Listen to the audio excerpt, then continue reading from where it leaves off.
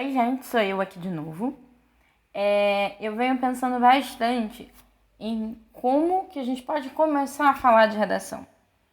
E aí, quando eu organizei esse material de vocês, eu decidi começar por falar de gêneros discursivos.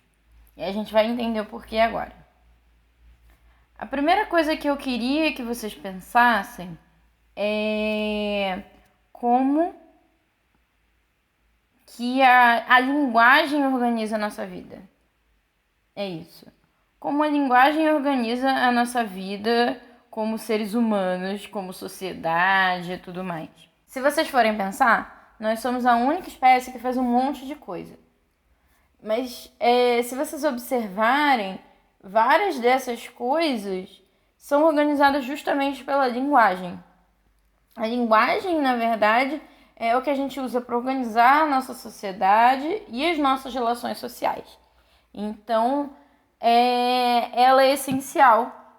E aí é que entram os gêneros discursivos. É muito importante também que vocês não confundam gêneros discursivos com tipos textuais, que é outra coisa, e com gêneros literários. Aqui a gente está falando dos gêneros que organizam todas as nossas atividades. Então vamos lá, vamos começar a entender o que são esses gêneros discursivos.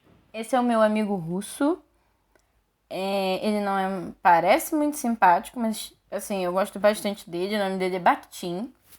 E ele é um cara que fala e ele explica, né, o que são esses gêneros discursivos. Ele tem vários livros.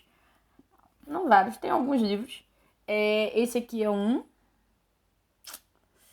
E nesse livro aqui é um dos lugares em que ele fala sobre gêneros discursivos. E ele fala uma coisa que eu gosto muito, que ele diz que são tantos os gêneros discursivos quanto são as atividades humanas. São inúmeras atividades humanas, então são inúmeros gêneros discursivos. Porque não é assim, tipo, eu vou inventar um novo gênero discursivo agora, e aí ele vai ser assim, assado, vai ter essas características. Na verdade, não. Conforme a necessidade humana, a gente vai tendo novas situações de comunicação e aí vão surgindo os novos gêneros. Então, criei um sistema de educação para dar educação formal para as crianças, e aí eu tenho o gênero aula. E aí eu quero avaliar essas crianças e eu tenho o gênero prova. E aí todo mundo vai ter aquele modelo de prova, que elas são diferentes entre si, mas elas têm coisas em comum que identificam aquilo como uma prova. Tá certo? Por exemplo,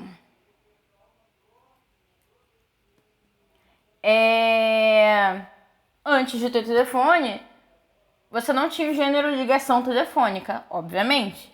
Mas aí o telefone é inventado e a ligação telefônica começa a se diferenciar de uma conversa normal. Não é o mesmo tipo de conversa que a gente tem na rua ou em casa. Então passa a ser um gênero específico.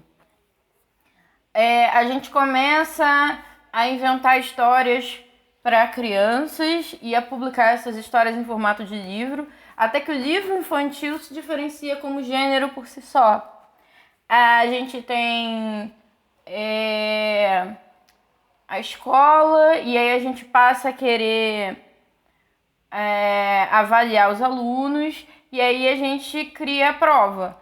Depois, estudando, a gente pode apontar como que esse gênero se caracteriza. Né? Isso não é uma coisa que a gente faz antes. Tipo, vou criar um gênero aqui e ele vai ser assim. A gente primeiro começa a usar, e aí conforme a gente está usando, a gente consegue identificar. Pô, eu acho que tem um gênero separado aqui. Tem com características específicas. Ele é feito para um grupo específico de pessoas, ele tem uma função específica, ele tem um formato específico, e todas essas características identificam ele como gênero, tá certo? Então, assim, são incontáveis os gêneros, porque toda atividade que a gente tem, a gente acaba criando gêneros novos, certo? Então, é uma coisa bem interessante de se pensar é a internet, como a internet está sempre criando novos gêneros. Por exemplo, o tweet é um gênero.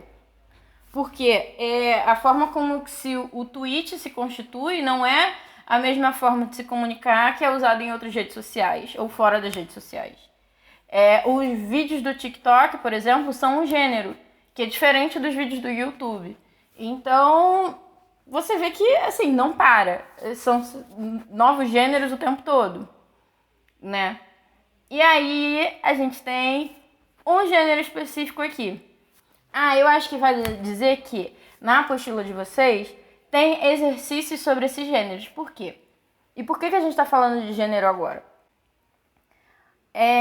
O gênero Enem, o gênero redação do Enem, ele foi criado com uma função muito específica, que é avaliar os alunos que querem entrar numa universidade, certo?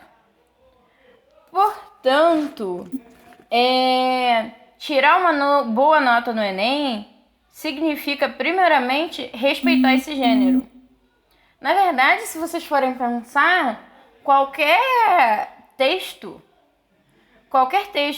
para ele ser bem feito, ele tem que você tem que conhecer bem as normas, não normas, porque essas coisas não são regras, são regras não ditas no geral.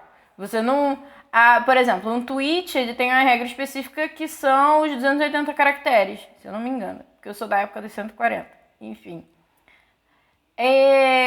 Isso é uma regra e está explícito. Mas tem outras regras que não são ditas. São regras que a gente vai, sem perceber, começa a seguir. Por exemplo, eu tive um problema que eu comecei a descobrir que as pessoas achavam que eu estava brava com elas no WhatsApp. E aí eu descobri que eu não respeitava uma característica do gênero, que é a ausência de pontuação. E quando eu colocava ponto final nas minhas mensagens do WhatsApp, as pessoas achavam que eu estava brava. Isso aconteceu mais de uma vez. E então, assim, isso não está escrito em lugar nenhum. Ninguém tinha me explicado. Até acontecer das pessoas começarem a achar que eu estava chateada e tudo mais. Então, nem toda regra é dita. Alguém me explicou e aí eu evito, porque eu sei que, a não ser quando, por exemplo, em situações que são formais de verdade. Quando, por exemplo, eu estou representando a Montessori, né? Estou mandando mensagens em nome da instituição. Então, aparentemente, isso é aceito. No caso do Enem, essas regras estão escritas. E conhecer as regras é essencial para a gente fazer um bom texto.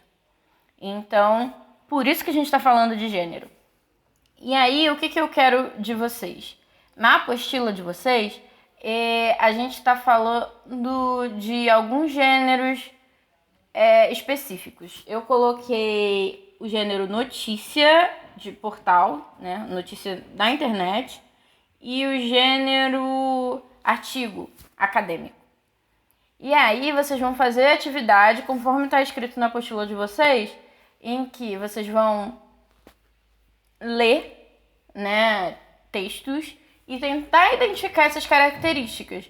Porque identificar essas características e fazer uma boa leitura também vai ser essencial para vocês. O ano todo, a prova inteira.